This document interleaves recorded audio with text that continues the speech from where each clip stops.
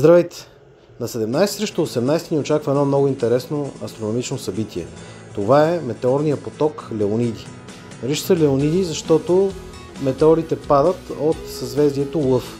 Така че, ако успеете тази нощ да излезете и е хубаво времето, може да се загледате именно в това съзвездие и да видите красотата на падащите звезди. Броят им ще е 15 метеора на час.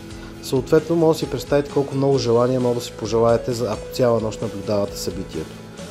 Интересното при този поток е, че причината му е кометата Темпъл-Тътъл, която на всеки 33 години в орбитата си около Слънцето попада в перихелий или най-близката си позиция до Слънцето и преминава през орбитата на Земята. И всъщност следата от тази комета, ние преминаваме през нея с атмосферата си и частичките, които са останали от нея, изгарят в нашата атмосфера и така ги виждаме като падащи звезди. Много интересно е било събитието, което е било наблюдавано през 1966 година, което е ярко описано от астрономите и от гражданите тогава.